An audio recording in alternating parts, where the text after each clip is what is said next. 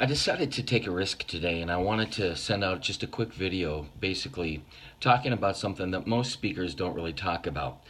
I'm on the road. I've been traveling for quite a bit and I'm going to be gone for a little longer. I'm out of the country actually right now. And I miss my family. Um, Sometimes when I'm on the road, it's really an oasis, a bit of solace because I'm a bit of an introvert and I like to have that alone time. But after days and days, it just kind of builds up and you can easily find yourself, losing your mind. And I have a lot of work to do, so that's not even the case. It's just that I start to get a little out of sorts. And so um, first, I'd like to ask you for prayer. But second, the reason I bring this up and the reason I wanted to share this with you is that I think, in some ways, for me, it's easy for me to begin to look at things a little differently. Here's what I mean. I think the enemy knows that this is a time where I get weak. And so he begins to bring things up that have happened maybe in my life recently. So, for example, um, I had two publishing companies that were good to go on two books that I've already finished writing that basically canceled their contract with me, and that was kind of hard for me to hear because it's easy, I think, sometimes to compare myself with friends of mine who it just seems things fall in their lap so easily. Contracts for books, publishing agreements. It's like they can't write a book fast enough without somebody wanting to publish it. Here, I have two books that I finished, seemingly good to go, and then they're gone. Add that with starting to miss my family, and it's just great fertile ground for the enemy. And this is what I've realized a little bit for quite a while now, actually, is that the enemy never plays fair. Feelings of insecurity, feelings of loneliness. And actually, in Alcoholics Anonymous, I think it's HALT, hungry, angry, lonely, tired. Those are kind of potential triggers for going into an addiction. And for me, I think that one of the great struggles is that feeling of being not seen, not loved, not appreciated, which intellectually I know is not true.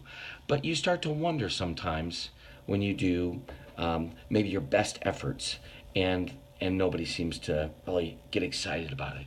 And again, it's funny because rationally, you know it doesn't make sense. You know that people are encouraged by your gifts, your talents, but certain things happen. And I think that's exactly how the enemy works. He knows that reminding you of that rejection or that lack of appreciation or that disapproving word, whatever it might be for you, that's going to be the thing that will cause you to give up.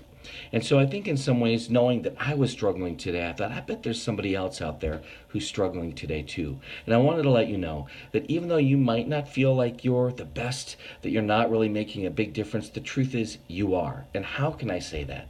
Because I'm right there with you. And I know that the enemy wants us to believe a lie. That's what my wife always says. What lie are you believing? And for me, I think the lie is that, Chris, you're alone, you're not appreciated, people are giving up on you, you're not effective anymore in ministry, not like others, you're not the next cool thing. And I'm just going to say, no, that's a lie. I wasn't here to do this because I was going to be the next cool thing. I'm doing the ministry I'm called to do because that's what God called me to do. The funny thing is, I'm going to see every single Catholic kid in this entire area of Canada. Then I'm speaking to almost 1,000 administrators for every school. Do you know how many people wish they could have that opportunity? And yet the enemy wants me to sulk and to whine and to worry. Not today. Greater is he that's in me than he that's in the world. So today, my encouragement for you is don't give up. God has and is doing great things in you, through you. So be encouraged. Not every day is going to be soaring on the mountains, but the good news is God knows how to reach you, and his light can go to the lowest of the valleys. Let him hold you and know that you're enough because he is captivated with you. God bless.